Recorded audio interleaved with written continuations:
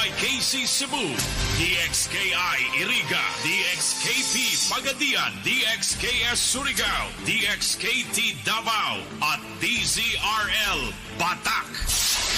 DWIZ 882 Manila, mas pinalawak na pagpabalita, mas todong lakas na pagseserbisyo publiko. DWIZ!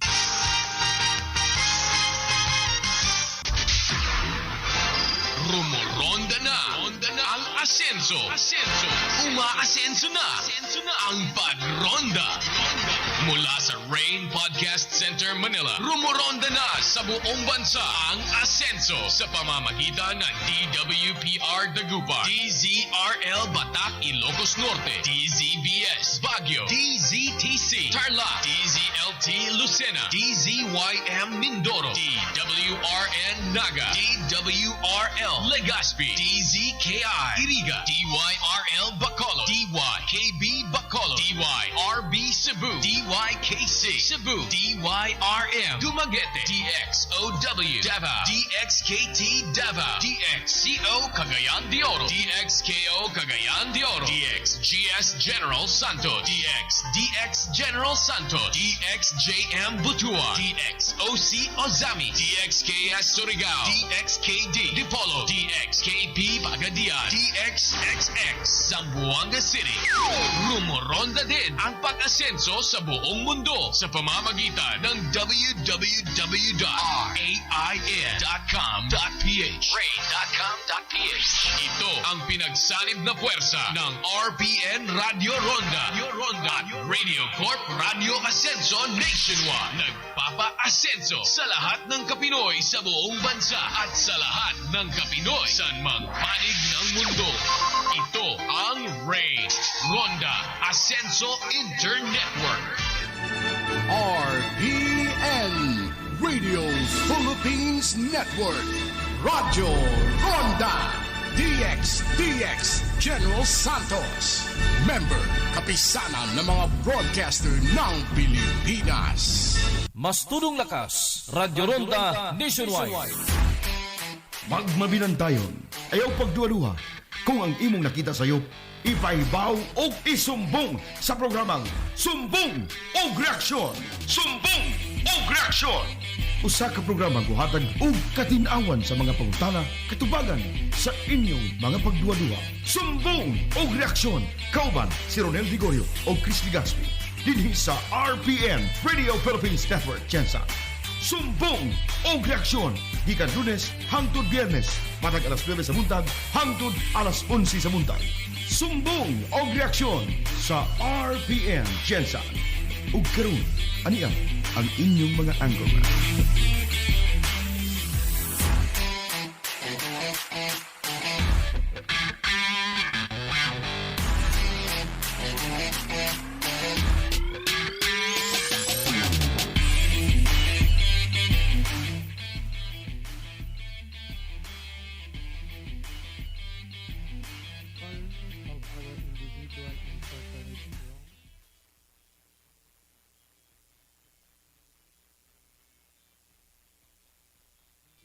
Of the people of this land and your appointed men and women assembled at this hour.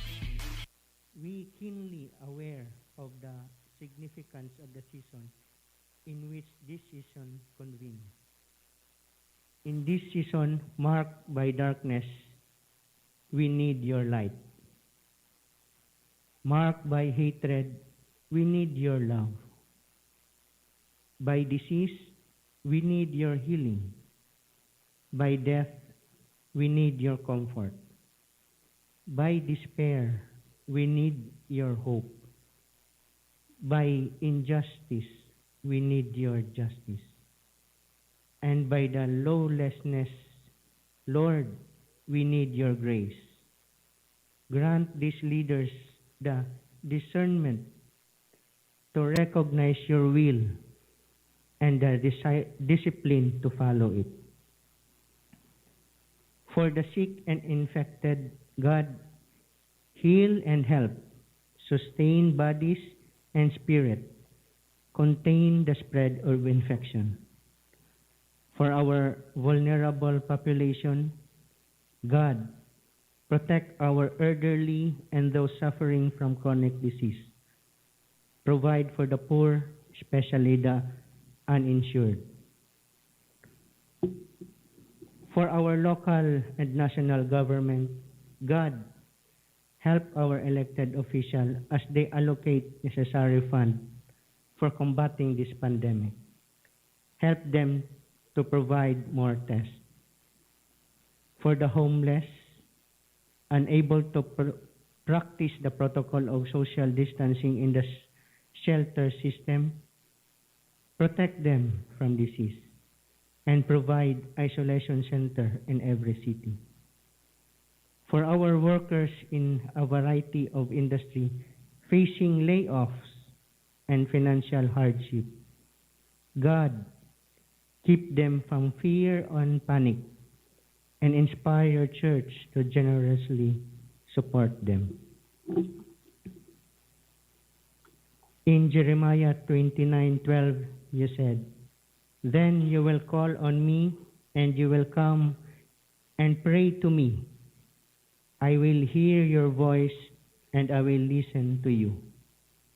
And you declared in Luke 18:27, he said, "The things that are impossible with people are possible with God." To you, O God, we give the highest glory and honor and praise in the precious mighty name of Jesus Christ and the divine intervention of the sweet Holy Spirit. Everybody shall agree and say, Amen. In the name of the Father, and of the Son, and of the Holy Spirit.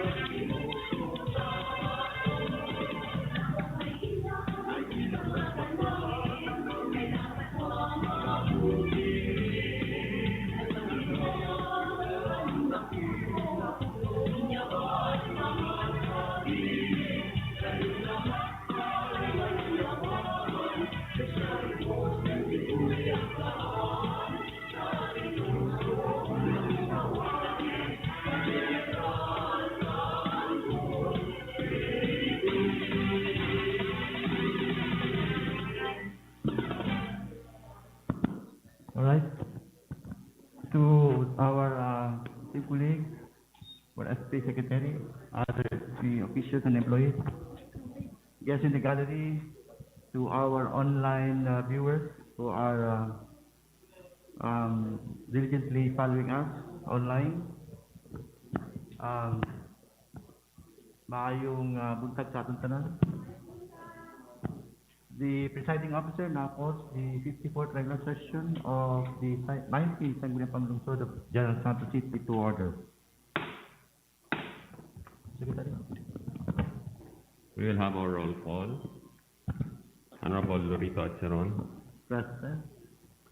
Honorable Jose Orlando Acheron, Still in the subcommittee. Honorable Rosalita Nunez, Honorable Lourdes Casabuena, Honorable Jose Edmar Yumang, Honorable Vic Tan, Honorable Franklin Gafal Jr.,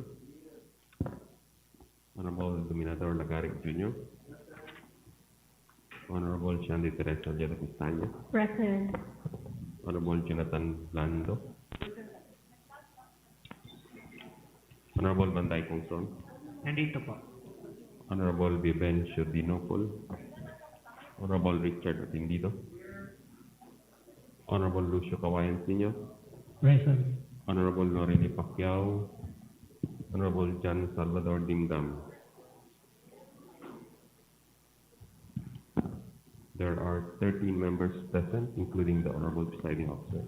With that number, the Sangguniang and regular session is in quorum.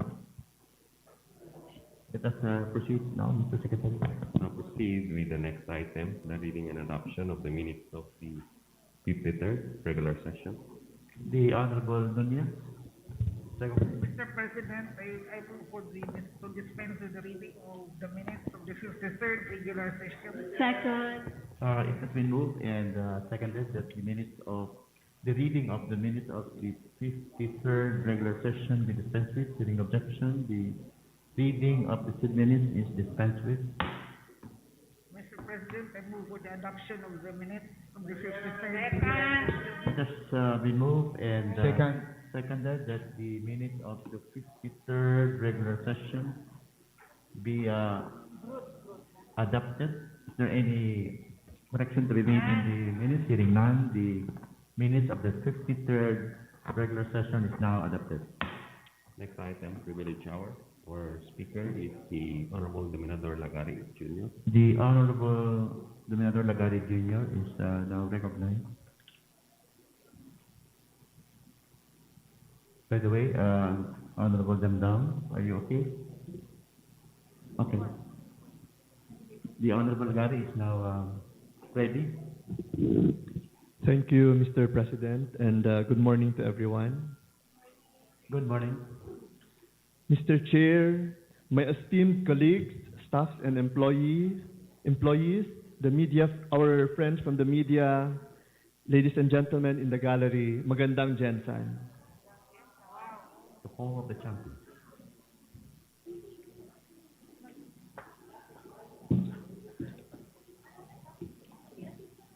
Still on the subject of business climate in General Santos City during the new normal, today we have with us a homegrown general, and he calls himself a serial entrepreneur, a social change maker, an award-winning market expert, an experienced specialist, a public speaker, and this next description confounds me, as an expert disruptor.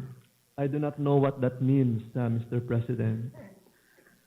But this introduction was just handed to me. He was recently awarded as Asia's Most Outstanding Young Marketer of the Year by the Asian Marketing Federation, the umbrella organization of marketing organizations in Asia, in 2019. He's also the chief visionary and founder of New Bold University.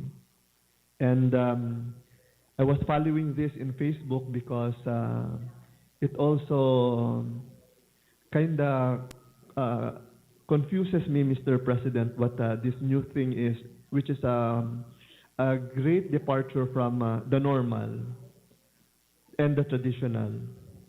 And to him, the New Bold University is an emerging startup that focuses on reimagining education. He's also the founder of Goodwill, a progressive social enterprise that reimagines local products and resources into globally competitive products and grooms new entrepreneurs through a distributor program. He was also a partner of the city when he became the festival director of our Kalilangan Festival. I think that was last year, 2019. So, Mr. President, may I have the honor to introduce to you Mr. Ralph Laico, our speaker for today. I move for the suspension of the House rules. One motion which is duly seconded, the House rules are suspended. You may now proceed. Yes po.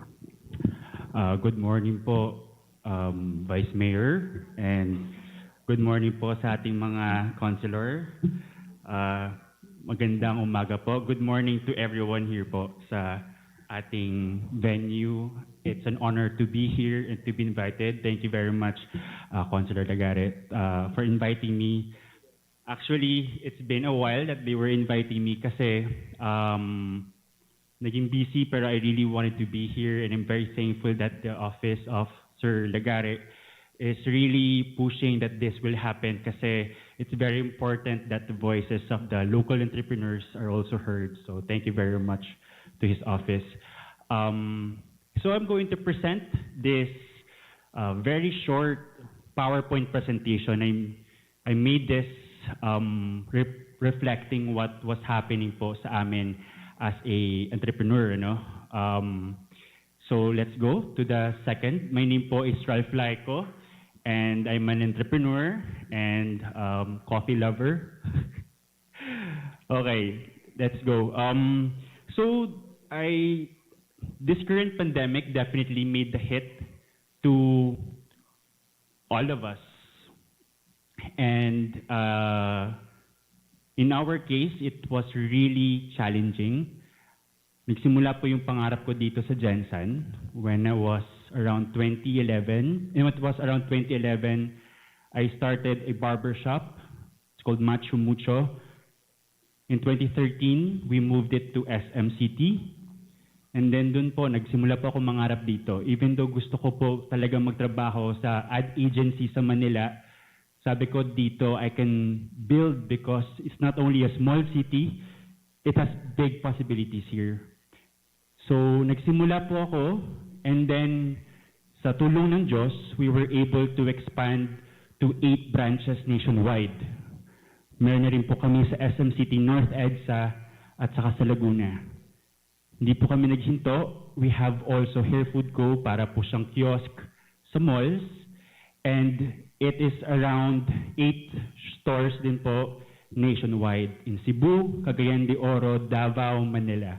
And it's a pride for us that we are a local brand coming from General Santos City. One of our biggest battle cry po when we were doing that or building the brand is I want Jensen to be represented in the nationwide scale. And I tried to do that as much as I can. That even in 2018, sabi ko, let's pursue Kalilangan kasi mahal ko talaga yung city.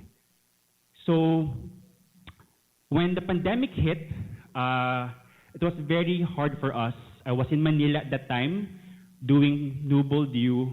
When I went home, after sinabi ni President Rodrigo Duterte that we're going to have a lockdown, umuwi agad kami the next day dito. Sabi ko kasi I feel safe here. Pag doon, feel ko maubusan. Know the impact. And then, we closed one of our barbershops sa Davao. Mabuti po, buhay pa siya dito. At saka sa ibang lugar, nagpo-push pa rin po. At saka, meron din po sa SM City Jensen ang pangalan is The Lounge. Yung nail salon sa may 3rd floor. Sa amin din yun po, kaso nga lang, we have to close it. And, it was really hard kasi po ang daming bayarin.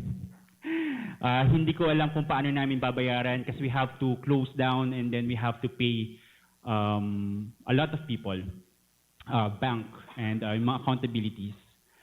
Going forward, next slide. So ang office namin po, we moved our office to our home and reduced 60% of our office staff to reduce costs and have a leaner team. So sa bahay po namin, may garahe kami. Doon po yung mga staff namin ngayon naka-branches namin. Ang ginawa po namin after that, next slide, is we created a new brand. Sabi ko, I don't want na mag-start lang tayo ng coffee na galing dito po sa Davao. Yung mga products po iba dyan, halos 80% are from Jensen, from first time ko po sa food retail. Sabi ko gusto ko makapagbigay ng opportunities sa local. Next slide. And nagsimula din po kami mag-e-commerce, magbenta online. Nag-Facebook Live na rin po ako, nagpa-mine na rin kami. Ano pang mga strategies para makapagbenta. So ito po yung natutunan ko at ito pong gusto kong ilapit para po makatulong tayo sa ating mga local entrepreneurs. So first slide. Let's help local businesses transform their businesses digitally through strong training and accelerator programs. Online is the game, but the technologies take time to adapt and understand, let alone thrive in these platforms. So ito po yung napansin namin. So gumawa po ako ng e-commerce store.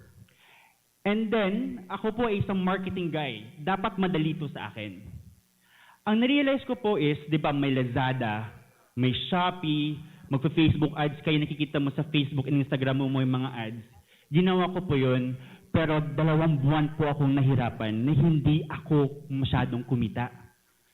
Ibig sabihin, kung sa akin mahirap, paano pa sa iba na hindi pa sila ganun well-versed sa pag-online? So sabi ko, karamihan ng mga purchases natin ngayon, sino po ba dito nag-shopping Lazada lately or nag-buy online? Lahat tayo halos, we buy online now because we want not to go muna sa mga matataong lugar. Pero kung ako nahihirapan, natatakot ako sa mga matatandang mga businesses with older proprietors who could not adapt to the new technology. So natatakot ako sa part na yun kasi we'll never know until when this pandemic will challenge us. Kung hindi pa tayo marunong mag-online, paano na yung mga negosyo? Number 2, bridge great minds and experts to local entrepreneurs and budding entrepreneurs to take advantage of great technology. Sabi natin, mahirap sigurong kunin. This is going to be just 7 po na mga points or 6. Mahirap kunin siguro yung mga experts kasi nasa malayo tayong lugar. But we know that technology bridges gaps. And right now, after this talk, I will be going home. I will be hosting for Go Negosyo's live event later 10 a.m. And we're going to speak together with entrepreneurs to help people in Go Negosyo Live. How can they build their business online? And that is in San Isidro, Purok Malakas, Jensen. I am going to do a live, and it's for free, and it's easy, and it doesn't take any cost. And I saw that, ginawa yan ng Jensen, which I'm very proud of, ng SEMSIDO. Gumawa po sila ng, ang pangalan ay, yes, Jensen Entrepreneurs Collective, sa pangunguna ni Kuya Leonard. Ginawa po nila yon at natuwa po ako. However, we need to continue doing this as if every week dapat may mga tinuturuan tayo online. Tuloy-tuloy po kasi kailangan matuto ng mga tao. Natatakot ako kasi ang daming sa atin dito ng mga entrepreneurs na hindi pa talaga marunong mag-start, magbenta online. Number 3, provide tax exemptives or discounts, flexible payments on legal and business obligations. For example, now po, kami mismo, we're not super liquid as before. So, pero we need to thrive. And we're pushing as entrepreneurs, parang everyday may problema ka, everyday mo feel mo makakalbo ka sa mga problema.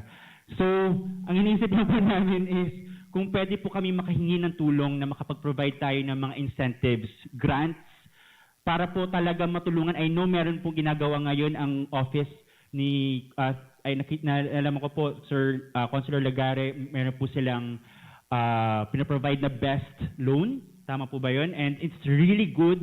And if we continue doing that po, makakatulong po talaga yan sa ating mga local entrepreneurs. Number 4, create opportunities where local government could provide more jobs through a government-initiated business.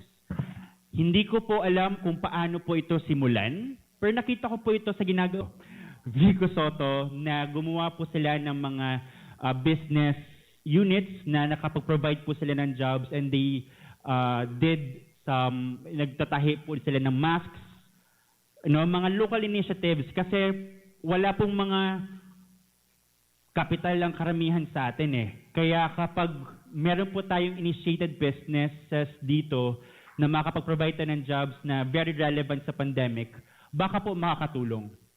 This is just one tip na I wanna share kasi ginagawa din po ito ng isang city. Number 5, create highly secured trade shows, food market with cheap or free rentals to help local SMEs and new owners earn. So ngayon po, kung pupunta kayo ng Food Panda, para pong daan-daan na yung mga food choices, correct? At natutuwa ako na yung mga dating nagtatrabaho ay naghahanap ng paraan para makabenta. Kahit ano na po, paminsan pare-pareho na. Pare-parehong milk tea, pare-parehong pansit palabok. Pero po, ang pwede po natin gawin is, if pwede po tayo maging very present dito sa city, ano pong ginagawa ng local government na magkaroon ng trade show, kasi ginagawa po ito ngayon sa Makati. Na kung if you're familiar po with a local market nila doon, Legazpi Market, ang ginagawa po nila is meron po sila, malaki lang po yung mga espasyo, pero po meron po silang trade shows. Meron po silang nagbebenta. So, by doing that po, ini-encourage pa rin natin yung ating mga local entrepreneurs to sell. And if they don't earn, we tried. Pero gusto ko lang po ang aking pong sinishare is baka po makagawa tayo ng paraan na makapag-showcase sila. Isipin niyo po, ang mga nanay ngayon gumagawa na rin po ng mga local detergent. Mini-message ako, baka gusto nyo bumili ng mga local detergent or ng mga chili sauce. Ito po, nakakatuwang tingnan. Kasi hindi po ito mga negosyante dati.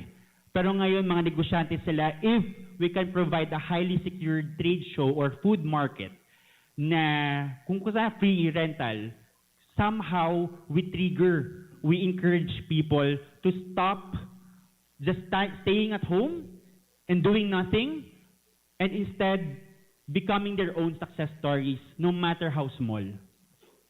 So yan po, something I highly suggest. And I'm arriving at my last and final tip. I wanted to speak more and more, but I know po we only have a short amount of time. And I'd like to ask for everyone's attention on this. Kasi po, ako po ay isang marketer. At more than that, being a marketer, ako po ay madali po akong maawa. Madali po akong, kaya nung ginawa ko po yung, tumulong po ako together po with our local government, nung ginawa po natin yung kailangan. Ginawa ko po yun kasi mahal ko po yung city. Ginawa ko rin po yun kasi gusto ko talaga po na magkaroon ng enjoyment in the city. Marketing and advertising can change the way people think. At alam po natin yan when we buy products. Sabi ko, what if these times we market hope and pag-asa? Next slide. Why not po, let's do something different. Let's be a purveyor of hope and optimism by creating out-of-the-box guerrilla communications. Ano po ibig sabihin natin yan? Sa US, nung kapanahunan ni Obama, nung siya tumatakbo, meron po siyang poster, ang pangalan po ay Hope. Tapos yung mukha ni Obama. And that was the time people really voted for Obama because it really was needed during those times. Pag-asa. And these times, kailangan natin ng pag-asa. FYI po, ang dami ko pong mga kaibigan ngayon na are going through depression. I myself was in a depressed state. Kung kayo po ay friends ko sa Facebook, makikita nyo po, 2 months ago, I was honest because I want people to understand it's okay to be not okay. And ang dami po nag-message sa akin ng mga local entrepreneurs ng Jensen. Isa sa kanila, marami pong branches, 6, na umiyak nung nabasa niya yon. Kasi sinabi niya, Ralph, hindi ko gustong bitawan yung mga branches ko, pero luging-lugi na kami. And then, sabi ko, you know what? This time, kailangan talaga na maramdaman natin sa ating mga leaders here in, at least in our city, that the city cares. At least in a simple message. Every day, we see how many ang mga bagong may sakit, ang bagong may COVID cases. Laging parang araw-araw may bad news. Let alone marami pang bad news na iba. What if makarinig naman tayo ng encouragement? Next slide. So ngayon po, kung pwede pong i-zoom in, yung mga naka-zoom in po. Ayan. What if kung meron po tayong isang campaign across the city in Jensen, nakalagay po, bangon tayo, babangon tayo general. Or babangon tayo generals. Or kaya mo yan generals. Imagine nyo po kung kayo ay nagdadrive at nakita nyo yun sa billboard ninyo at sobrang nahihirapan na kayo, babangon tayo, generals. Ano pong mararamdaman ninyo? Sarap sa pakaramdam na may nakita ka lang na isang simpleng bagay na nagsabi sa'yo na huwag kang mag-give up. What if makita po natin to sa mga tricycle na umiikot? Meron po silang flag, babangon tayo, generals. What if po makipag-work tayo with local malls, SM and KCC, nakalagay po doon sa mga banners nila, babangon tayo generals, together with city government and SM or KCC or Fitmart or sino pa ba? What if lahat ng mga business establishments natin dito maglalagay, babangon tayo generals? Ano kayang pakiramdam ng mga tao? And to know that this will be initiated by our local government. They will say, they care. They say, kaya pala natin. It will be a reminder for every family who's not doing well ngayon, na nahihirapan, na pakunti na lang yung savings, hindi nila alam kung paano mabayaran ang kanilang obligasyon, that they can rise again. So, babangon tayo, Jensen. Babangon po tayo lahat. Sana po magamit natin yung ating creativity para po ipakita sa lahat na we care. I'd like to ask kung if you guys po are open to this, if you want a hope campaign in Jensen, I promise po, this will be on social media. Ipopost to ng mga tao. Ipopost to ng mga lahat na kapag they feel na sobrang natuwa sila sa post, sa nakita nila, ipopost po nila yan. At makikita nila that in the whole city or even the whole world, makikita nila that Jensen cares. That Jensen did something out of the box. That Jensen did something because they wanted change to happen, kahit with a simple message of hope. So kung gusto niyo po itong gawin with free consultation sa akin, like wala po kayong babayaran sa akin, I will provide direction kung paano po ito gawin. I can call and help with you to call and contact. I mean, with my experience po, together with our counselor, ma'am, yung sa ating kailangan before, because of that, I was able po to really have a relationship with our local malls and our local establishments. I can work with them with no pay to make these signs of hope coming from Jensen. First time, wala pa akong gumagawa nito sa buong Pilipinas. And it's perfect for Christmas. That's all po.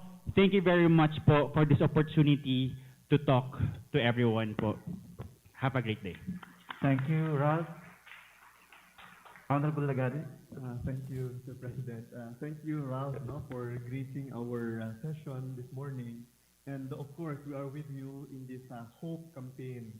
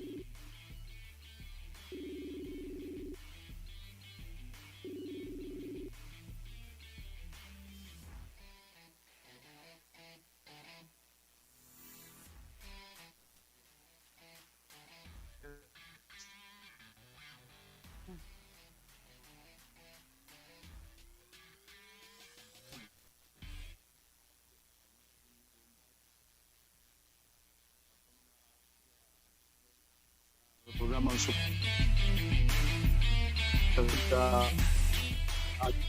barangay Pama itong ang sa bongo din pero sa karala ang RPN sa coordination customs na to bongo sa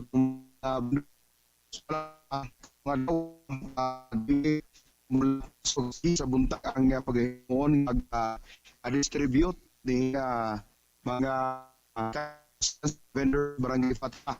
Diin gatusan ka mga vendors sa Barapat ang makatni. Payon gini sa Fatima National High School Gymnasium o galauman ang nga mga makadani ang gatusan ka biro. Pero kita ko sa ang pagpahigayon o social distancing sa mga lingkuranan, mga gandam doon sa mga Fatima Gym o gakita sa ito nga nalimpiyuhan na ang area o nakaunat na laing tao din eh. And we are glad to say napangandaman pag-ayos sa Fatima National School ng gabot ni Christopher Lawrence Bong Tinogo. So, pila ka mga minuto, gikan ka balita, pag-inform sa tuang mga paminaw o subay sa tuang program Sumbong Reaksyon, pakin nining lukong katikaan sa tuang coverage mismo sa abot ni Senator Bongo. Kaya na yung mga streamers na sa gawas nga bahin sa Fatima National High School o sulod nga bahin na yung mga streamers nga nag-welcome Senator Bongo. Dining lugar ang ato ang mga kapulisan ang nag-to ang mga taga-Philippines Infantry Division sa paghatag o seguridad sa ato ang senador nga panagsalaan po ni mo anhin bisag taga Davao City ni pero tungod sa busy schedule we are very lucky enough to experience ning pag-abot niya din sa may barangay Fatima o gani di lang mari ang unang higayon na nakatudyan sa si Senator Bong panuman nga nakalingkod siya sa hambang senador tung nakalabay nga DI mura kini ang unang pagbisita ni senador sa ato pwede ang kinsaman nga mo saksi lang kung di ka resipyen pwede no stricto ang ato ang mga security guard sa Fatima National High School og andong nga di nimo mga panahon na kay magkabasa ining gatusan ka mga recipient o mga ining gihatag ka assistance sa mga public market Fatima public market. So karon mga oras sa igsoon na standby ta ni paabot og nakita na to bayo hinlo og space wise wide and very active ang lugar nga pili paimon pahigayuna nga pag og assistance ngadto sa mga vendors dinhi sa tuang market sa barangay Fatima. Wala po nakita nga mga estudyante tanining sihan kay lagi mo nang gipuman karon nga dunay module, dunay Saturdays o guban nga mga pamaagi sa pag observasyon nato nga nini sa Fatima National High School murang nahimong mga ghost building sayang pero lagi tungod sa pandemic soon sa to mga tigsubaybay mo lang yun sakripisyo gamay sa una walay problema karon aduna gyoy mga atuang nakita nga mga giatubang nga naghinoon pero magkapik sa pag-iwis usan na to. Mga kaigsunan mo ba ito ang pagpaduay live coverage ni sa barangay Fatima National High School sa pag-abot ni Senator Christopher Lawrence Bongo nini nga dapit para sa paghatod usab o nabang sa kaigsunan nga nagkinahanglan o kapit sa ihang pagpamaligya. Siyempre, of course, mga recipient na kung barangay, recognize nga mga nagapamalig diha sa Satellite Public Market, Barangay Fatima. So kana mga karon alang sa itong pagpapalubay sa programang Sumbong Action sa may Barangay Fatima National High School, kini si Chris Legaspi butahon lang sa pipila nga magbay taud-taud sa itong live coverage kay Senator Christopher Lawrence Bongo.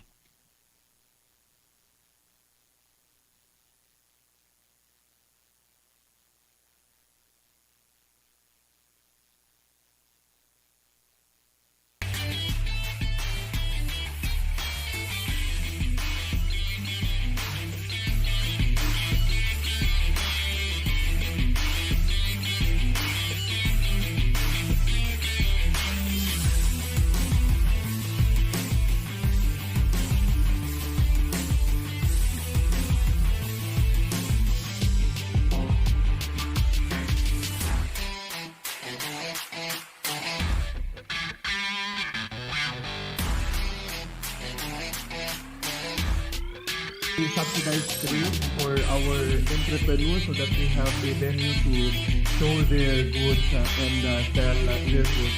Of course, observing social distancing.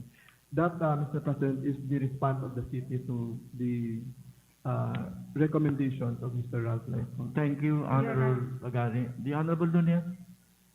Thank you, Your Honor.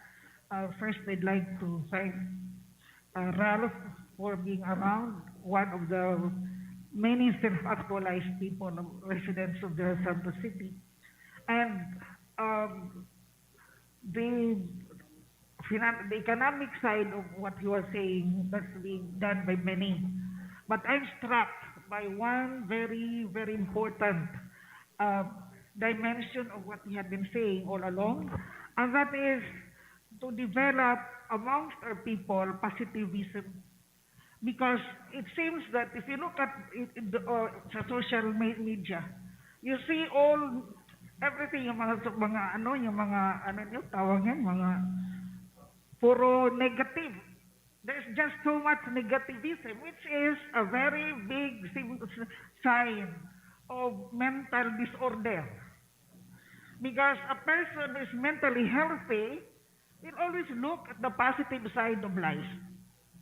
So, I think that as a chairman of the Committee on Health, this aspect is very, very important.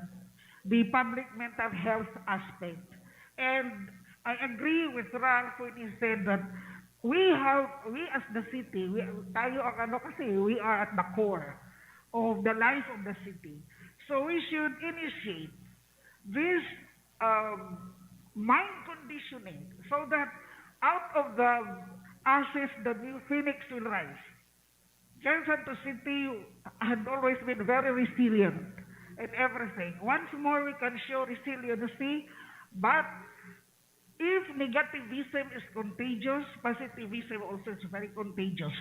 So you need to do the signs na sinasabi kanina ni Ralph. I don't know how you're going to do it, but I do agree that the city should spend money for signages which will develop the minds of people to be optimistic about the future. And the rest will follow. Especially during this pandemic times, I think through research, I have been reading from the internet that one of the biggest problems of the world today, and that includes the Philippines, although we are more countries, we commit suicide immediately. But even then, in the Philippines, there is a rising problem of the mental health of people. And in addition, especially under these circumstances right now, so we really need to boost the feelings of people, the mind conditioning. And I agree that advertisement is very, very important because what you see, what you think is what you are. If you think that you are really hopeless, then you'll be hopeless. But if you believe that there is hope, then taken together, hope can be very, very contagious. Optimism can be very contagious. Even dreams and visions of the future, which we did in the past, was picked up by everybody, and it becomes a part of the psychocultural aspect of the person, of the people here in the city. That everybody is on the go, go, go. And I think we have to do that. Leonard, if you are listening, then I think you should start that, Himsido. I'm very proud of that office because I was the one who initiated that. So, I think we have to do this. Equally important to the different programs you have regarding mga livelihood programs, which are all physical. You have to do an equal program which is equally important.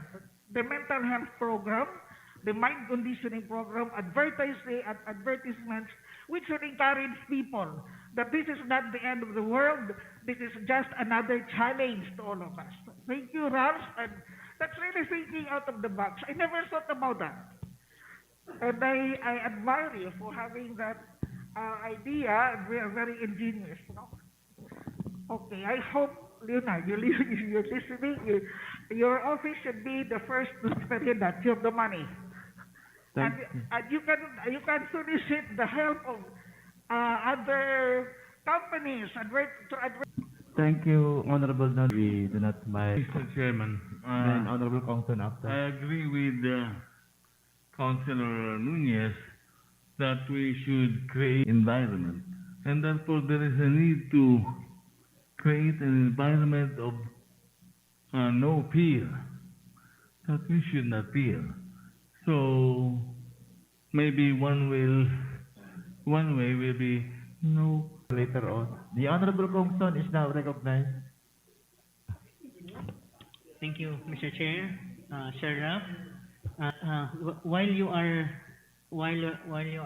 talking about the hope and everything, it come to cross my mind that the government are trying to help financially to all affected businessmen, but it crossed my mind that not everything needs dole out. Not all businessmen need dole out from the government. The words of encouragement is more than enough to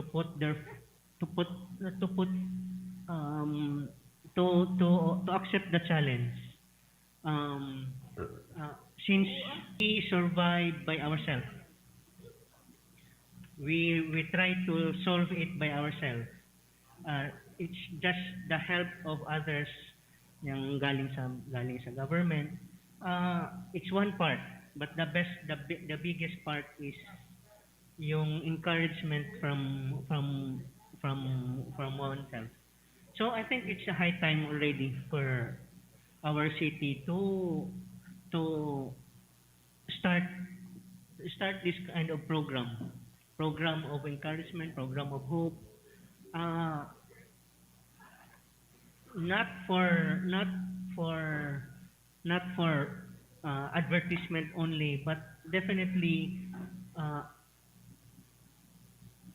4 out of 10 na nakakita would be encouraged. That's more enough. We already won the battle. Yes. So thank you, Mr. Chair. Okay, so Honorable Garrett, you may now have your concluding statement. I'd just like to thank Ralph Laico for gracing our session today and infusing hope and peace despite the pandemic to all of us. And I hope that yung mga entrepreneurs natin here in Gensan would be inspired by his word also. And sabi niya sa isang I read in one book, Mr. President, that and I forgot who the author is. There was a saying that goes like, "Hope is that thing with feathers that perches on the soul." I think that's what we need now. Thank you. Thank you, Honorable Garrett. That's where you are good at. So thank you, Ralph Laico, for your attendance in today's regular session of the Sangguniang Pangdong. Mr. Secretary, let us now continue.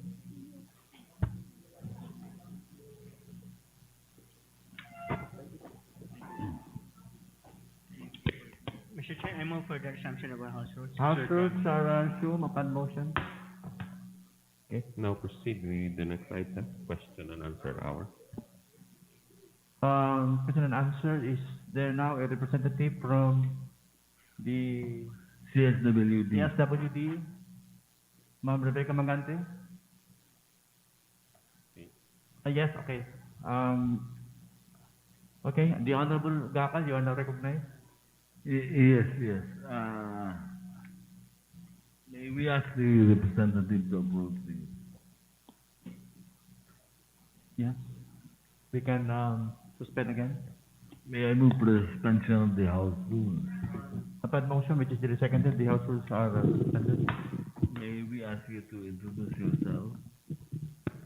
Good morning to our Honorable City Councilor, to our Vice Mayor. Good morning. Magandang umaga po. Ako po si Jo Arsaga ng City Social Welfare and Development Office. Representative po ni Madam Rebecca V. Magante. Okay, thank you. My question is, what's the latest status of the honorarium of the Purok Supply Point persons or the PSPPs and enumerators? They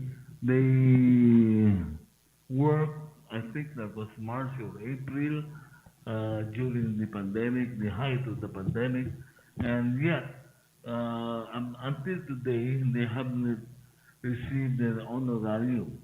When the city council approved their budget way ahead of the BCCF. Ang dami kong tatatanggap na text at mga private messages at tinatanong kung bakit wala pa. Before that, may we just be refreshed of what exactly the Purok Supply Point persons and the enumerators are doing? Just very briefly. Yes po. Yung Purok Supply Point person po ay create nung kasagsagan ng pandemya nung buwan ng Abril at saka Mayo. So, basically po, yung kanilang naging primary responsibility are includes doon sa pag-assist doon sa amin sa pag-conduct ng pag-distribute ng welfare goods at the Purok level. They also assist us in the distribution of the first they assist us in the conduct of the house-to-house profiling of families in their assigned Puroks in their specific barangay using the online-based application, yung Kobo Tools, yung in-interview sa bawat bahay. They also assist us in the validation of the social amelioration program dun sa target beneficiaries. They also assist us in the distribution during the SAP distribution, in the validation and pag-locate doon sa mga social pensioner grantees. Assist din sila doon during sa distribution ng ating SOCPEN during the distribution. They also help us validate verified concerns and complaints at their Purok level of the different sectors. Yung may mga 888, tinutulungan nila kami to locate ng mga complainants from the 888. Nag-a-assist din sila doon sa aming groundworks for the sectoral concern at their Purok That level. includes the enumerator? Enumerators Yes, of... enumerators. Those are the same thing? No, sir. Yung sinasabi niyong enumerators, yung about sa anong specific na anong ina-enumerate nila. Kasi yung PSPP natin, sir, is solely used for the social welfare sector lang po. Okay. So, yun po. Okay. They also serve as our coordinating body from the Purok level to the BDRRMC, from the barangay to the LGU-CSWD. Basically, yun po ang kanilang function. So, now to the question of the Honorable Gapa. Yes. What happened? Yeah, that's true. Mas nauna ho na-approve yung budget ng PSPP dun sa BCCF. Unfortunately, our office was informed by month of mga August na ata, sir, na na-approve na pala. So, nilocate namin, tiningnan namin doon sa aming budget kung saan parte ng budget namin pumasok. Unfortunately, hindi namin nakita, hinanap namin. Doon pala siya nakalodge sa disaster na budget.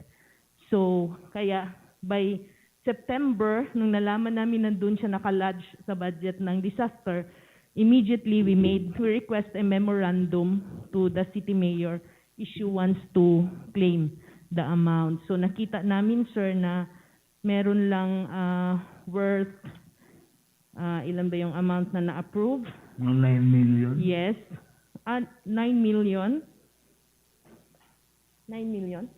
Yes, 9 million, yes. 9 million, I can remember that. So we have the 2,495 PSPP identified in the 26 barangay, at least 2 to 3 PSPP per purok. And how many enumerators?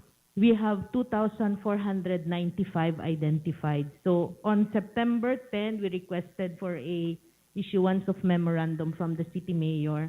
And then as of today po, nasa level na ng audit yung ating document. So way ahead, we prepared the payroll na nung hindi pa man na approve nung nasa dito pa po sa SB. Pinipare na namin yung payroll. Tapos yung September 10, pinasok na namin yung request for issuance ng memo. So as of now, nasa audit level na po. May kino-comply pa lang po kami na paunti-unti na mga requirements such as yung ina-attach yung mga minutes from IATF na in-approve ni IATF yung request namin. So far, yun lang ang last na... You said that it's now on the process of auditing. Yes, Anong sir. opisina yan? Sa City Accounting Office? Yeah. City Accounting. That was September. This is few days from now. It's November already. You learned about the budget in August. Last week of August po. You started to work on September. Now it's November na. Sa bagay, masaya ang Pasko nila. So, nung October 6 po, ini-request namin in-amend yung memorandum na inissued ni City Mayor dahil nagkamaliho sa isang apelyedo lang out of 2,495. So, yun po. So, as of now, nasa level na po ng accounting. Can you please coordinate with the accounting? Dahil nagreklamo na yung mga bata. No? Kasi most of them, I know, are scholars to be Dukar. At kaya marami ganun. Yung mga enumerators, mga bata yun eh. So they need it badly for their education. So I hope that you coordinate para naman siguro in the next 2 weeks, maibigay na natin. Yeah, we hope to see, sir, by next week, matapos na ho yung processing. So, by next week, may bibigyan natin. Oo, kasi sir, nag-comply na kami ng last requirement na hiningi nila. Yung minutes of the meeting from the IATF. So, by the way, you mean to say that the C-Dream office did not coordinate with you, that the budget is in their office? Because actually, ang nag-propose ng budget is yung opisina nila. Kaya nga, actually, I was planning to call C-Dream for today, not your office, because it is under their budget.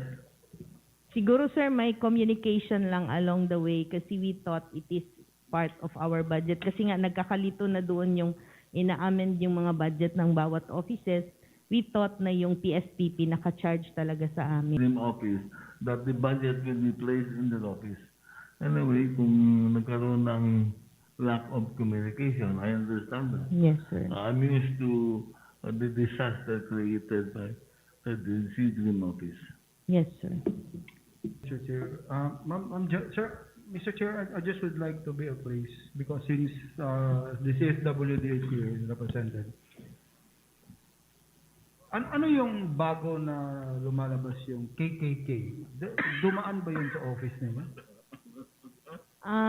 JKK po, yung Yes, JKK. kontra COVID. JKK.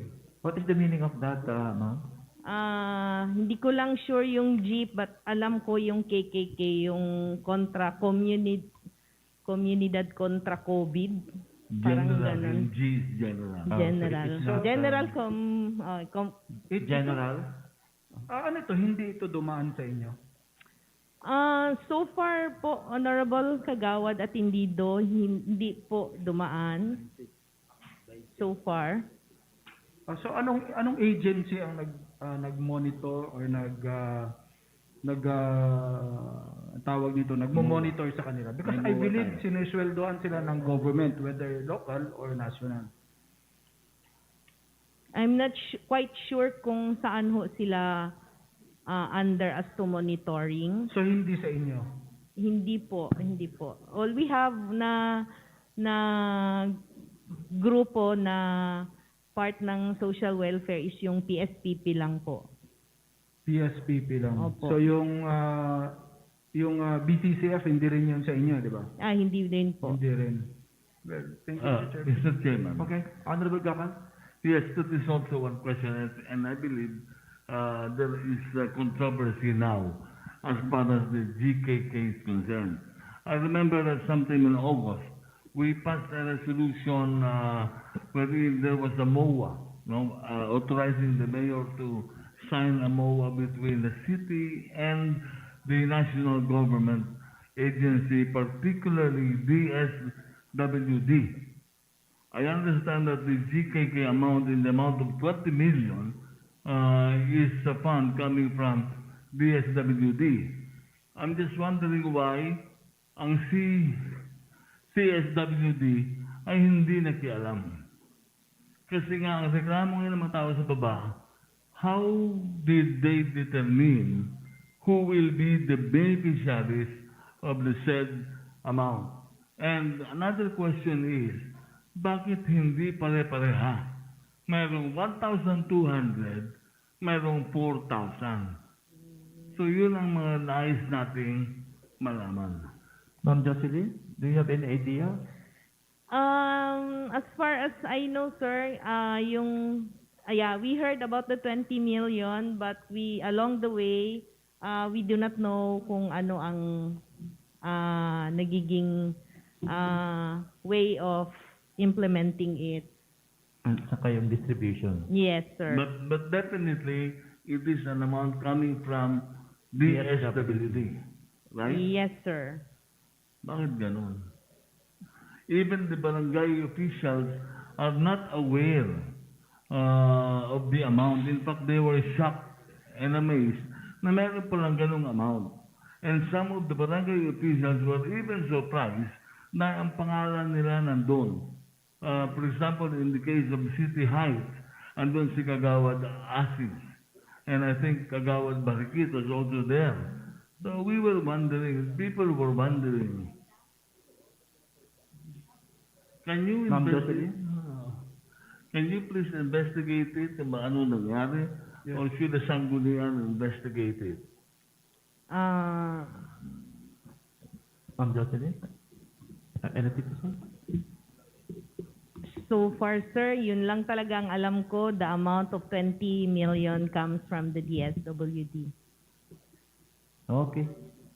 So, just nothing more? Honorable Gakan? Maybe we need to know what really happened. We will try to investigate kung sinong mga taong involved in the distribution and the determination of the beneficiaries. And para malaman natin, it's 20 million. It's 20 million. Yes, Mr. Chair. The Honorable Aprendido? Yes, Mr. Chair, I would like also to call for an investigation of that purpose. Kasi 20 million. And I also heard na may mga kapitan na naka-receive, may barangay kagawad, and according to our memorandum of agreement, this is the resolution number 205 series of 2000. This is I believe this was the resolution. Series of, is that?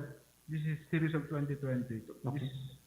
This is the resolution authorizing the city mayor, Honorable Ronel Rivera, to enter into memorandum agreement with the Department of Social Welfare and Development, Region Office 12, relative to the provision of financial assistance to the eligible beneficiaries as part of DSWD's assistance to individuals, families, and communities and situation. That's why I'm asking Ma'am Jo here kung alam ba nila, because this is DSWD and this should pass by their office. That should be another DSWD. Well, I don't know, Mr. Chair. But anyway, Mr. Chair, if since Ma'am Jo here doesn't know about the problem, then I believe we have to call for an investigation for this purpose. Kasi 20 million din yun. Maraming naghihirap, maraming nangangailangan. Maybe it can be done through the committee of the Honorable Gapan. Thank you, Mr. Involving funds. Okay. Thank you very much, Ma'am Jocelyn. Thank you po for the opportunity. Permission to leave, Okay. sir? Granted. Question. The Honorable Donya, you are questioning who? Councilor Gakan, Okay. when are we going to pass our budget? Honorable Gapan. Yes. Today we have the, I know, yesterday we just approved the AIP. I don't know if it's already here for first reading. Not yet. Yes, it was up on first reading last week. But we can proceed with the committee hearing because we have to approve first the AIP. Yes. Before approving the budget. Budget. Okay. And Yes, Honorable Donya. I hope that you will keep what is it for the bonus of the employees. Baka maubos. Including the members of the council. Yes, everybody, all the... You are the holder of the purse. So I hope that you will be very vigilant. Honorable Gapan. Yes, we will try to protect the interest of also the employees. Okay. But I'd like to inform the body that as of today, we have already spent more than 800 million for the COVID. So I don't know how the finances of the city is going. We will check, but rest assured, I will support the bonus of the employees. Okay. Otherwise, you will not get rich to your way to Congress. Okay. Baka maubos ng mga BCCF. Okay. Okay, Mr. Secretary, let's now proceed.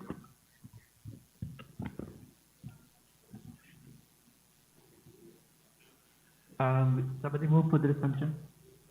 For the resumption. Upon motion, the House will resume. Next item. There's no committee report. Under calendar of business, no unfinished business. Under business of the day, letter A are for first reading. Items number 1 up to including number 13 are all for first reading to be referred to the appropriate committee. No items for third and final reading. And now proceed with letter C, urgent matters. Number 1, declaring supplemental budget number 1 of Barangay San Isidro. The Honorable Gapan is recognized. On omnibus motion for the urgency of items 1 to 4. Upon omnibus motion, items number 1, 2, and 3 are thought to be declared urgent. Hearing no objection, said items are declared. Said items are declared urgent. On omnibus motion, I move for the approval of item 1 to 4. Second. It has been moved and seconded upon omnibus motion that items 1 up to include number 4 are also to be approved. Hearing no objection, said items are now approved. No items for second reading. Other business. The Honorable Nunez is recognized. Your Honor, there are 11 items from the other business which I will put to be included as a part of the It agenda. has, in a second, it is removed and seconded that 11 items be included in the other business. Hearing objection, said motion is granted, include 11 items in the other business. Okay, under other business, item 1 for first reading. The Honorable Yumang is recognized. Oh, sorry. Item number 1 is for first reading to be referred to the appropriate committee. Number 2, urgent, amending section 2 of ordinance number 34. The Honorable Gakan is recognized. Move for the urgency of item number 2. And seconded that this item be declared urgent. Hearing no objection, said item declared urgent. I move for its approval with a few amendments. It has been moved and seconded that this item be approved, but before its approval, there is a manifestation for proposed amendment. Go ahead with your amendment. The first amendment will be under section 5. It reads all constituents. The word constituents shall be changed to persons. All persons should be at home from 12 a.m. to 4 a.m. I so move. Given the proposed amendment, which is duly seconded, hearing no objection, the proposed amendment is Before granted. Next amendment. Before that, Yes, there is a question. The Honorable Lima, then Honorable may Nunez we after. know the amendment is pertains only to the hour 12 from what? From 12 a.m. to 4 a.m. Instead of 8 p.m., because under our ordinance is 8 p.m., it will now become 12 a.m. To 4 a.m. This is to create an environment of no fear. Honorable Lima, you agree? Mr. Chair, each and everyone has no fear with COVID-19. No fear? But we have also to protect. We should not be overconfident. Mr. Chair, the 12 a.m., may we know the basis of the author, whether that is recommended by the National IATF or the local government IATF of City of General Santos? Well, I'd like to inform the good councilor that in the latest pronouncement made by IATF, it already recommended that we should relax our ordinances as far as curfew hour is concerned. Because in the first place, in the ordinance that we are amending, it's 8 p.m. When the executive order of the mayor is 10 p.m. And there is no scientific basis to show that curfew, which starts at 10 p.m. to 4 a.m., reduces COVID. Maraming business na naapektuhan sa 10 p.m. Because if you have a curfew of 10 p.m., at 8:30 to 9:30, you have to close. Baka maabutan ka ng curfew sa labas. Mr. Chair, The Honorable Lima, rejoinder. I have here resolution number 79. I have here resolution number 80, which is the latest. Speaks nothing about curfew hours. There is no also legal basis or no the scientific basis whether the curfew hours of 12 p.m. would prevent COVID-19. Mr. Chair, isang Sangguniang Pangunawa may express their views on this matter. We are not prevented by any laws because these are the function purely lodged on the Sangguniang Pangunawa. However, we have the local IITF. We need first the mind of the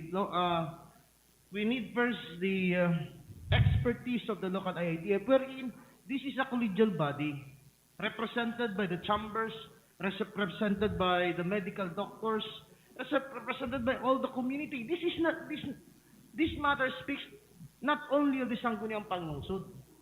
In fact, we are invited by the local government IITF to be present every meeting. My question now is, are we informed that wrong? Does the local government IITF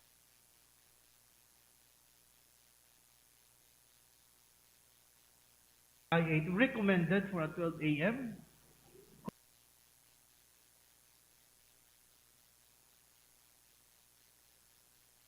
curfew? I have also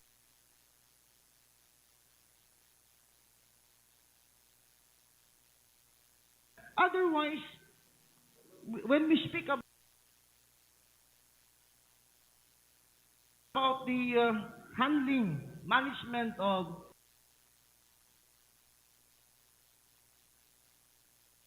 COVID-19 in City of General Santos, I think we should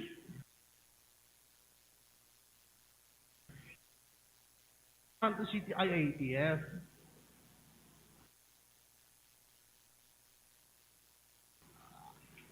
Mr. Whether Chair.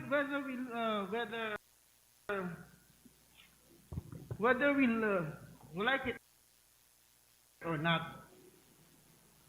history would tell. Dati ang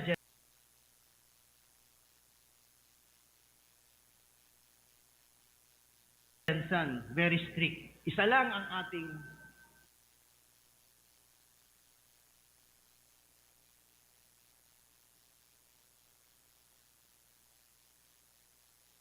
COVID. Sino yun? Sambongero yun.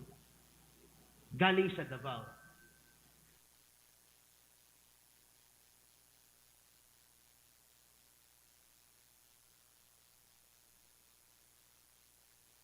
Even if the decision of the LG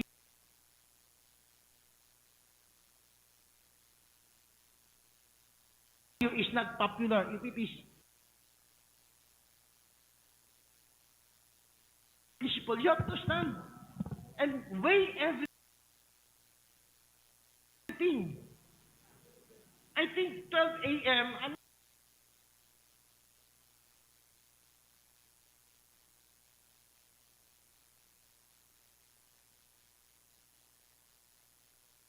Against, unless and until there is a basis coming from the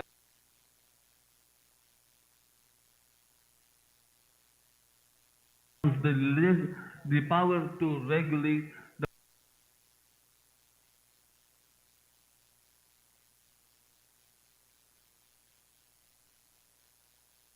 the power to make laws, the power to make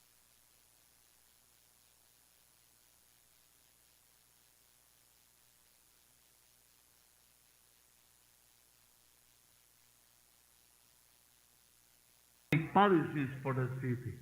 The Sangguniang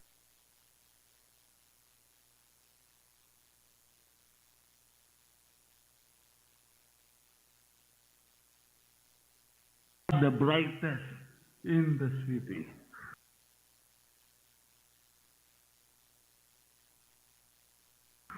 Your Honor, The Honorable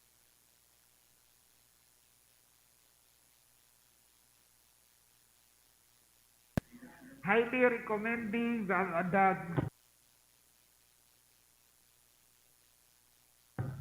changing of the times of ano yan,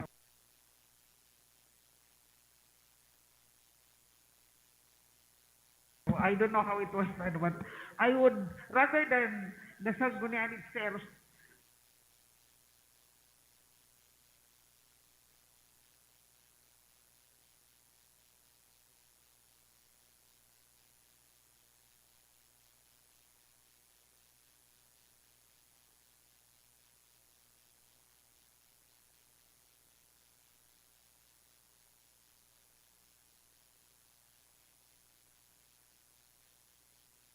offices.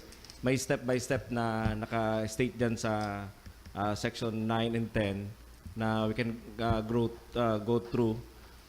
Specifically, yung pig-amend lang hindi, Madam Chair, we're proposing na yung amendment, yung letter D sa 9, yung prior to entry, the QR ID of individuals desiring to enter its premises. So, if they opt to use steps na gagamitin nila, we proceed to Section 10. Mailing ta dyan si distinction kang duwang sections, Madam Chair. Okay. Let's go to Section 10, please.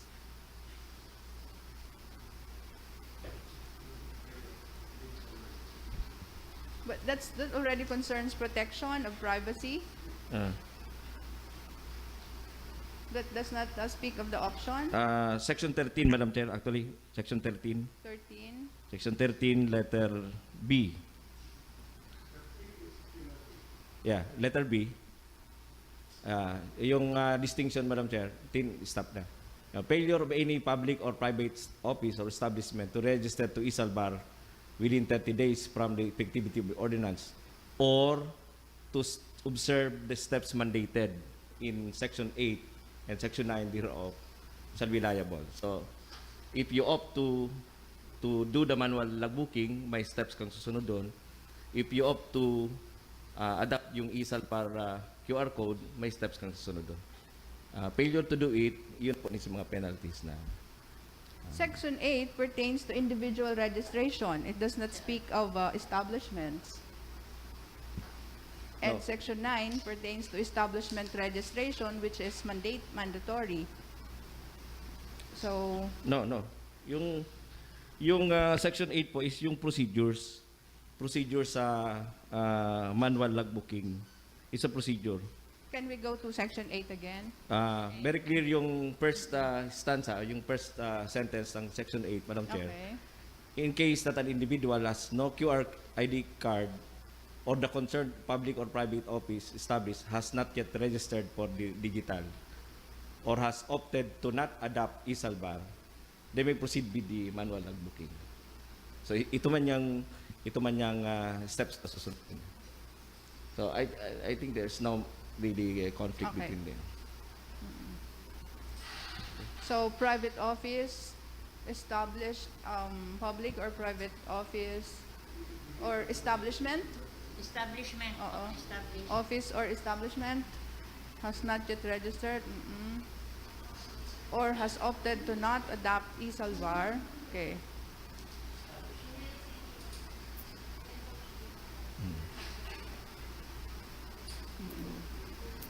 Okay, I think that's clear.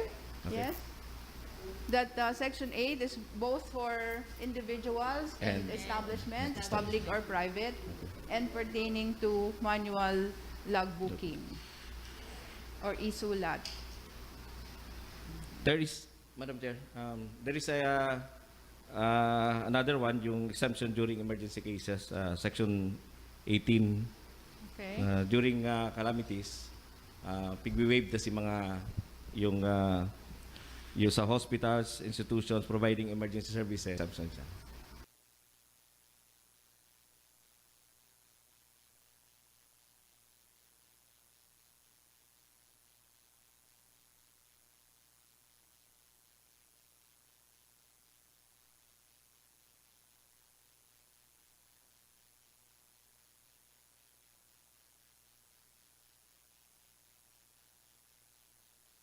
So, like for example, if we're MGCQ, then we must abide by all the MGCQ conditionalities within the resolution of the IATF, or do we have leeway to put or to implement what is the curfew hour for the city? So I would want to know from my colleagues here. We know that resolutions, the memorandum circulars, they have the force and effect of law. But in this case, is that the national IATF is a national administrative body.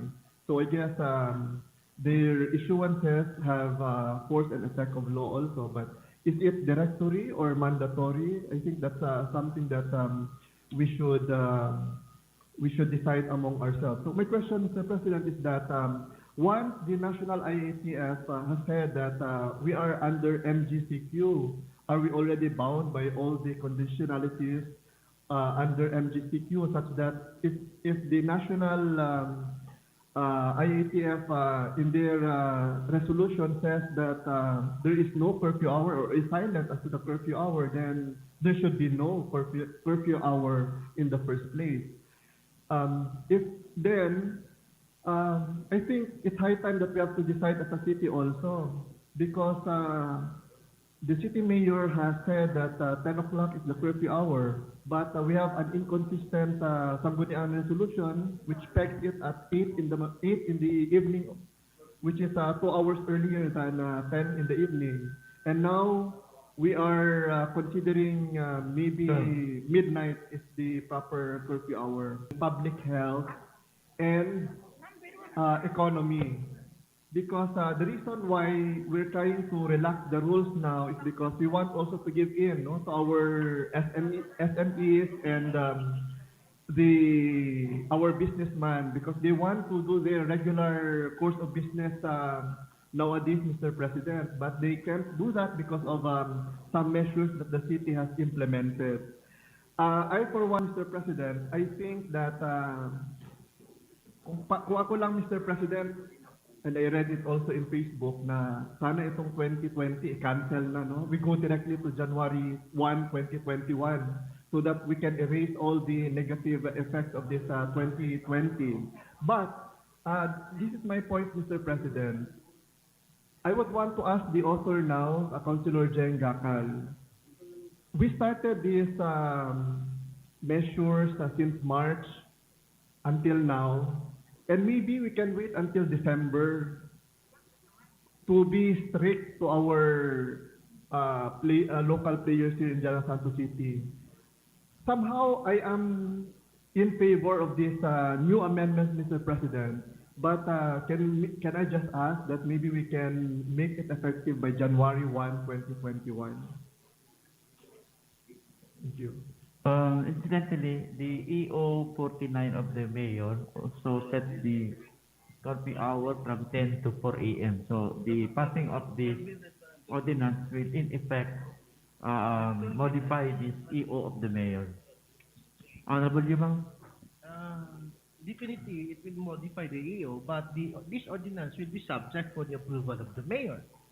So there will be again another problem on that matter. But Mr. Chair, I would like to remind everybody that Davao City is now under ECQ. They have the Mayor Sara issued an order to this effect. 2 weeks ago, I went to Davao. I brought my father for Eurodynamics. At the time that in my observation, personal observation, grabe ang tao, dikit-dikitan, very lax sila. Wala silang lockdown, wala silang lahat. Ngayon, ECQ sila. Gagawin pa ba natin ganun? I think,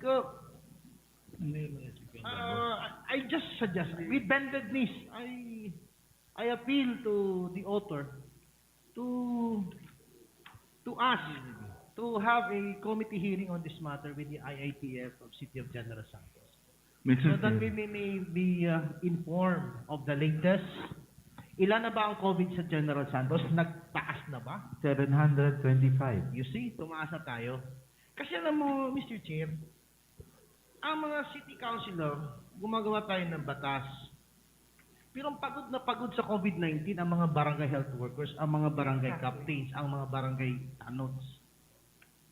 Ngayon, pag nag-lax pa tayo sa Sunday natin, pag may nagka-problema sa isang barangay, hindi makatulog ang mga barangay health workers natin. Yeah. So, I appeal. Mr. Chair. Yeah, indeed, wala namang siguro.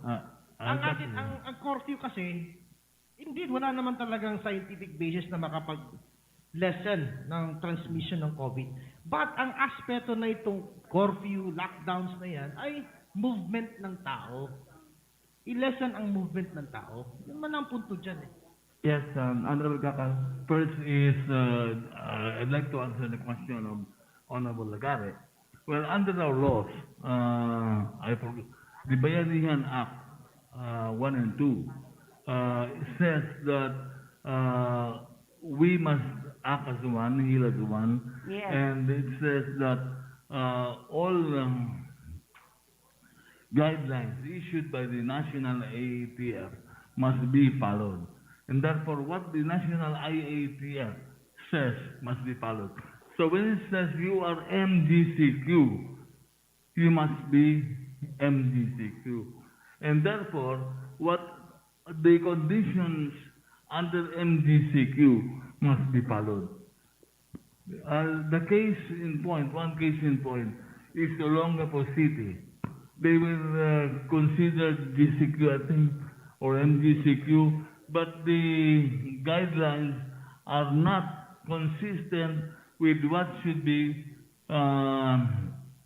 followed. So a case was filed against the mayor for disobedience. So, obligado tayo to follow. And I'd like to inform the good councilor that Davao is only MGCQ, not ACQ. Yes. No. That I do not know. Kung may kahapon, hindi ko na nabasa yun. But what I know is that they're under MGCQ. So, I will yield to the request that a committee hearing to invite IATF whether they are willing to 12 midnight curfew. No problem with it. But I'll pursue the amendment on the word constituents. It should read as persons. Yun alam muna. That has been approved actually. But if you have to throw this to the committee for the hearing, then we will have to withdraw consideration of this proposed measure as urgent and as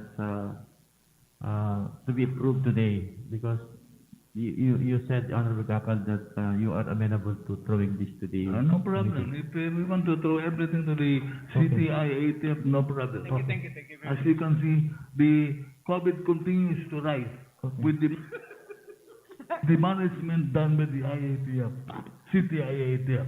So, I think they're not doing well. Honorable Major?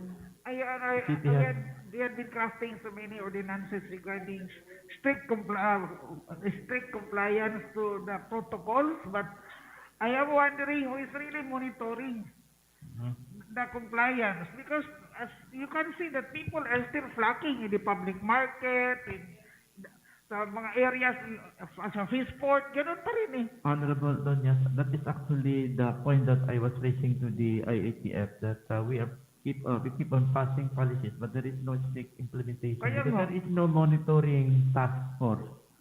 There is no a thing like in the Quezon City LGU that they have a task force disciplina, which is really has the purpose of securing the compliance of the protocols and the policies of the task force local. Yes. The anti-smoking task force, maybe that can be amended to include also the anti-littering task force. It's one body actually. Now these are volunteers. Maybe Kagawad Jane, you can come up with another ordinance to amend the function of that anti-smoking task force so that the implementation of these different protocols, like especially on social distancing, will be closely adhered to by the people. Okay, Honorable Gapal.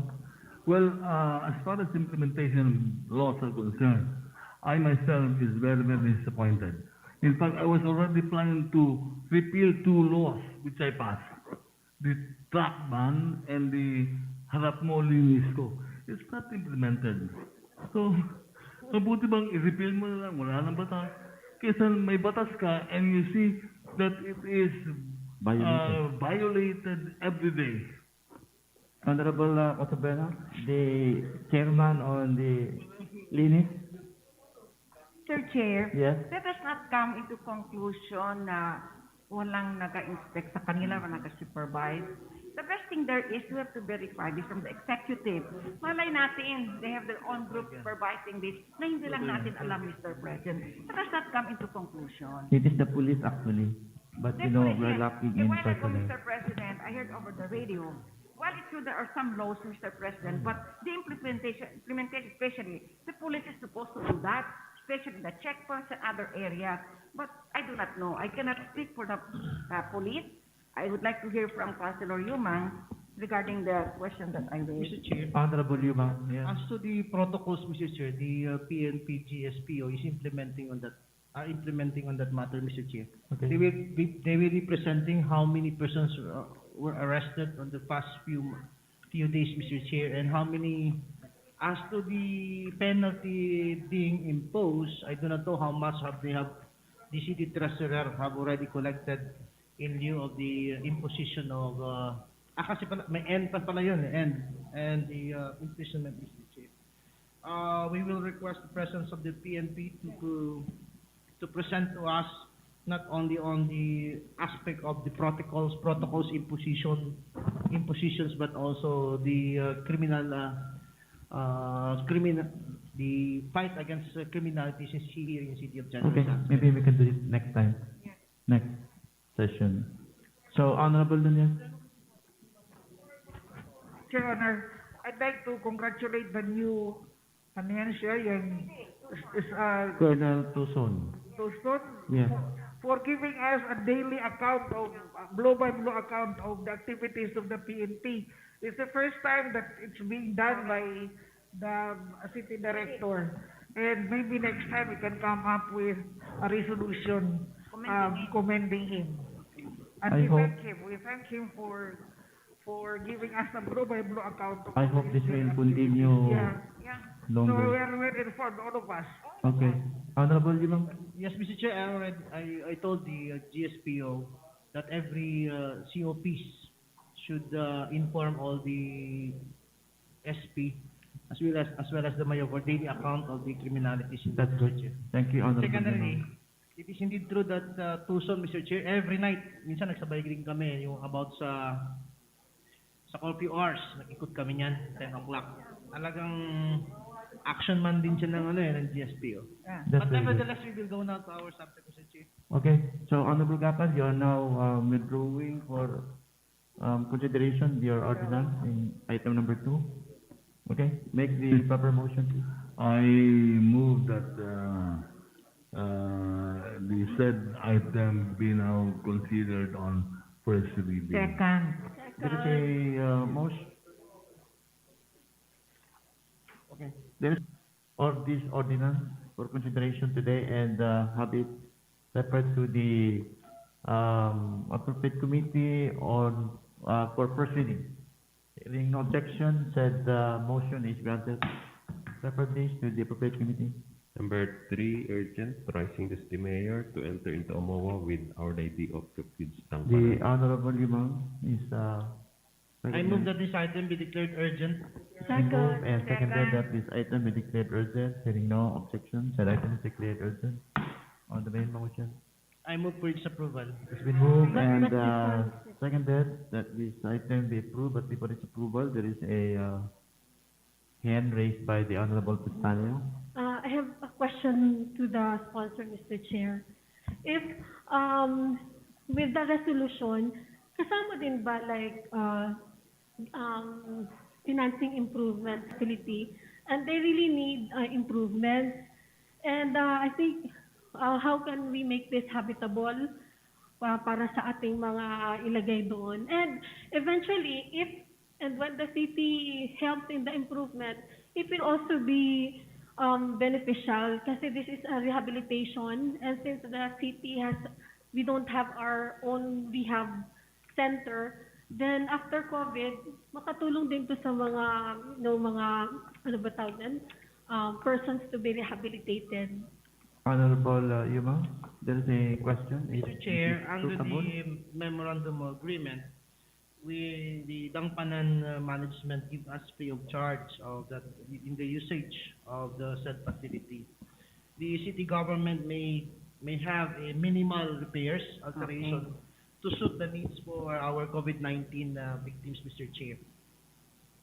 So, mayroong minimal repairs, alterations para mabagay sa pangangailangan ng mga biktima ng COVID-19 natin, Mr. Chair. Okay. Thank you, Mr. Honorable Chair. Pistanio. Mr. Chair, Okay. I think that's really needed because we don't want to hear any more complaints. Okay. Thank you. Okay, the Honorable Casabrena first. Mr. Chair, Yes, Honorable Limang. continue. Maganda kasi doon kasi nasa bundok, malayo, tapos nakabakod. Where is that place? Doon sa Katanggawan, Mr. Chair. Okay, okay. At Ligaya rin? Ligaya, yes, okay. Boundary ng Ligaya, Katanggawan. Tamang-tama, hindi talaga makatakas yung mga tagagaling na mga apuros at saka mga LSI natin. Okay. Honorable Casabrena and then Honorable Lagari. I would like to ask the honorable sponsor, what will happen to those being rehabilitated there? Because it is a rehabilitation for drug dependent. Honorable Limang. Dangpanan Rehabilitation Center is no longer functioning. Matagal na okay. pong close siya. As a drug rehabilitation center. Dati po, drug rehab siya. Okay. Under the management, I think, of our NGO. NGO. As of this time, wala na po siya. At least nag-extend po siya ng helping hand at saka assistance to local government. The Honorable Lagari, you have a question? Actually, an answer to the query of Councilor Shandy, Mr. President. The question was that is the city going to introduce improvements at the rehabilitation center To make it suitable. I have a different opinion as that of Councilor Yumang. Since this is a private establishment, then we cannot introduce improvements using public funds. The local government code in section 455 states that no public fund or property shall be used for private purposes. So I don't think that we can use public funds to introduce improvements there at the rehabilitation center. But of course, we want it to become habitable and suitable for, under human conditions, Mr. President. So I guess didiskartehan na lang yan ng City Engineer's Office or the City Mayor's Office na kung ano man kailangan doon ng mga improvements. But certainly it should not appear in our budget or disbursements of public funds, Mr. President. Okay, that's clear enough. The Honorable Yumang, The yes. agreement is for a period of 2 years. So pag natapos na po yung COVID-19, then maybe sa drug rehab natin, we could use that also. Okay. Are we done? So, I move for the approval of this item. so stating the motion, it's duly seconded, the said item is now approved. Number 4, urgent, authorizing the city mayor to enter into MOA with barangays of Batamelong and others. The Honorable Gakal is recognized. And I move for its urgency. It's been moved and seconded that this Second. item be declared urgent, hearing no objection. Said item is declared urgent. I move for its approval. Been moved and seconded that this item be approved, hearing no objection. Said resolution is now approved. Number 5, urgent, declaring every Sunday as no lockdown day in the city. The Honorable Gakal is recognized. You have been campaigning this measure earlier. Yes, yes. I move for the urgency. But before, Mr. President, Can we rule first on the urgency? Second. It has been moved and seconded that this item be declared urgent. Hearing no objection, said item is declared urgent. I move for its approval. but Been before, moved and seconded that this item be approved for its approval. but before. There is a discussion from the Honorable Lagari. Well, I think this is a legitimate issue that we should discuss among ourselves and as a city also, Mr. President. Okay. So just like number 2, I think this should also be for, if the proponent who decides, should also be, go through committee hearing, Mr. President. To determine the propriety of the declaration. Mr. Honorable Chairman. Gakal, yes. This is a mere resolution. This is not an ordinance. It's just a declaration of the sense of the Sangguniang. It's either we like it or not, and we pass it to the executive. It's either they follow it or not. So I think we should have our own voice, because if you read the text, the very reason for the declaration of no lockdown. The problem is that it's only the voice of the Honorable Gakal. Mr. We Chair. will not hear the voice of Honorable Gakal. Honorable Yumang. I agree with Honorable Lagari. I need also the minds of the IATF so that we may know the result since March 16 declaration of Sunday's lockdown, Mr. Chair. Okay. And Honorable. besides, Yes, Mr. Chair, yes, go ahead. I Sorry. think ang religious sectors naman ay meron naman silang mass gathering. Sa St. Michael, open naman. Ang ibang mga religious sectors, they are already practicing the religious freedom provided there are some protocols. But I still need the mind of the IATF. Okay. Thank you, Okay. Mr. The Honorable Casabrena. This morning, before coming to attend this session, I opened the radio and I heard several radio stations discussing this issue that Councilor Gakal is going to pass a resolution about lockdown. Well, there were different opinions, Mr. President. No? There were different calls. That is a good point for Councilor Gakal, who will be running for congressman. Mr. President, there were several callers regarding the issue, Mr. President. And later on, I heard the mayor speak in the radio because he was interviewed, and the answer was like this. He said, I'm going to hear first the recommendation of the local interagency task force, Mr. President. So I think that will settle now the problem, Mr. President. Okay. No? I am not against it because there are a lot of people who wanted to have lockdown, and then other people gusto din walang lockdown. So there are different opinions, Mr. President. But I, for one, Mr. President, I have to wait. You are not always against anyway. You will just vote no. Honorable Nunez. I agree to this resolution. Oh. Provided we will not declare it as a body, but we will just strongly recommend to the IATF the listing of the lockdown, Sunday lockdown in the city. Well, before I made this decision, I called up the Philippine Medical Association, and according to the president, Dr. Woods Piñamante, there is no legal base, there is no medical basis for no data, no research on the efficacy of this lockdown. And in fact, it is necessary that during Sunday, the city should be open so that we can exchange pleasantries with others and go to church, which is very, very much badly needed by people under stress. Now we have to consider not only our physical or mental, but also our spiritual well-being. But I again would say that out of courtesy to the IATF, let us just recommend to the IATF the listing of the Sunday lockdown. Honorable Gakan, if we will put it in the hands of the IATF, it's dead. It's dead? It's dead. It's dead. We know, because the IATF is controlled by the mayor. Station. And they were the ones who declared Sunday as lockdown. It is already, there is no scientific basis that a lockdown will point that the Sangguniang can speak its mind. So, kawawa naman tayo. I mean, lahat na lang, IATF. I mean, we are making our decision based on what we know, what we have read. Ganun din sila naman eh. They are not experts. 100% ako. Hindi mo talaga sila expert.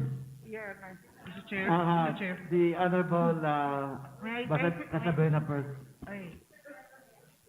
I beg to disagree that the local interagency is under the control of the mayor. More heads are more than the mayor is only one. There are many members of the local interagency, Mr. President. So the mayor listens to the advice and recommendation of the local interagency task force, Mr. President, and that's the time he's going to decide. And the same thing will happen, Mr. President. So let's not be judgmental by this point. So you talked to the mayor before coming to the session?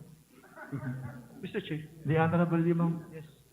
Under Resolution number 80, series of 2020, issued last October 22, 2020 by the Interagency Task Force, the National IATF, under paragraph B, restrictions on mass gathering for religious activities in areas under general committee quarantine, we are MGCQ, shall hereafter be relaxed.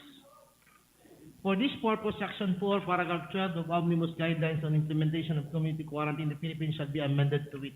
Paragraph 12. Mass gatherings such as but not limited to movie screenings, concerts, sporting events, and other entertainment activities, community assemblies, and non-essential work gatherings shall be prohibited.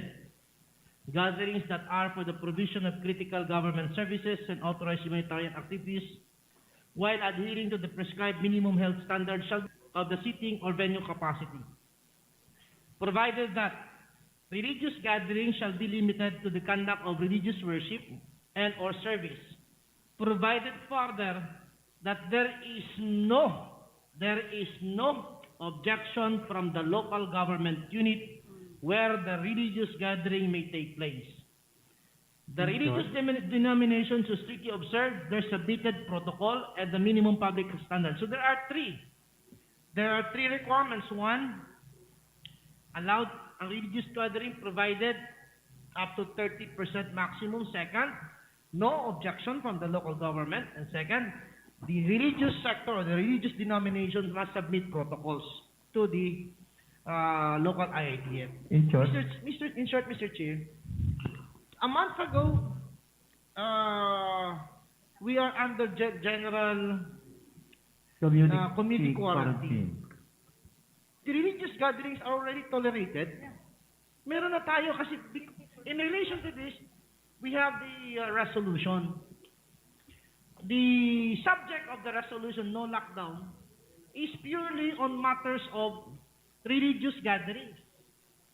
The argument or the substance of the resolutions focus purely on religious gatherings. So, vis-a-vis, 2 weeks ago, 3 weeks ago, there is no prohibition on religious gatherings anymore in City of General Santos. You can attend mass, you can attend religious gatherings.